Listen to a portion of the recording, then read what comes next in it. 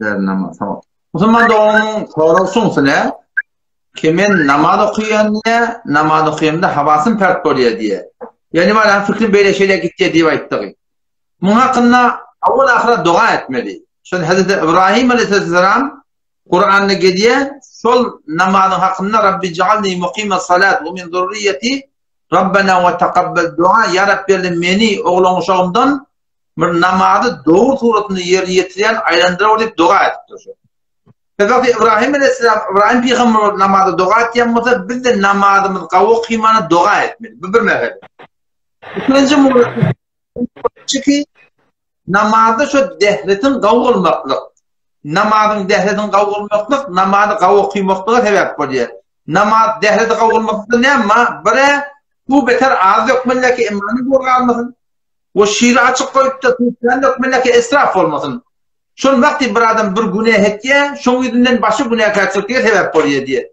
Sen bir kavluğa etsen, izinden kavluğa sebep oluyor. Dehletin arasına kılsan, kavlu günlük bilen kalmalı.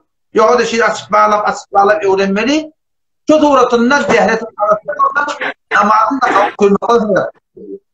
Üçlüğünde namazın kavlu kıyacak adam, namazın mustahabbat vardı. Hemen ayağın arası, bir gerçinmeden açık durmaklık, elin göğün aşağına avudun durmaklık, gözlerinde bütün ukanmanakın secdedecekten gödep durmaklık, secdeye gidende burnun uzun gödemeklik, oturanda iki dinin arasını gödemeklik, ya kursan gödemeklik. Şu bir mustahabbat var namazda. Şu mustahabbatı rahat etmeklik, ken kömek veriye namazın doğru suretini eda etmeklik. Ve hem mehinde ne var akın göründe, şu başta dua başlayarak, şu okuyan adam düşünmeli. Fatikten namazda Subhaneke Allahümme bihamdike ve tebarek kesmuke diye bir şey okuyup var.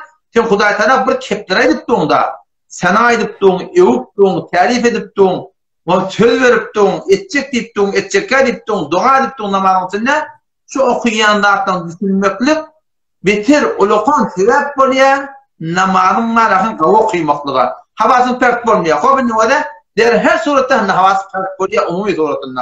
Mufti Taqi Hafizullah bir kitabı var. Evet bir kitapta falanca cilt kitapta şun hutubat-ı islahiyeti yani umum Müslümanları yani kitabı çıkarttırlar. Şu Türkmen ulemalarının biri Mufti Bay Muhammed diye dehaneden şu kitaplarını umumen tercüme etti. Şunu da şu teyp kitabından falanca tercüme etti. Şunu da şunu sonra aktarlar. Ki şöyle namaz havasını pek böyle ne etmeliğine onda ol bir müdahale elimizden geliyor. Şu an gayim durduktur havasını pek olmadan. O buradan ki kıydı ihtiyarı gittiye de hemen de. Ötüyor ihtiyarında da çıkar ya buradan ne. Bu bir ihtiyar çıkayanlarda günah kasip bizi yok. Öyle çıkmasının başardığını orada başta dua edip dehletin avudan kılıp Mustafa'da gayim olup namazda düşünü okuyup ünsün var başardığını oraya koydun değil mi? Ağrı desen havasını pert böyle o gittiye bir ihtiyar gittiye o günahı yok dedi. Çok uğraşın. Sağ olun, elime almasın.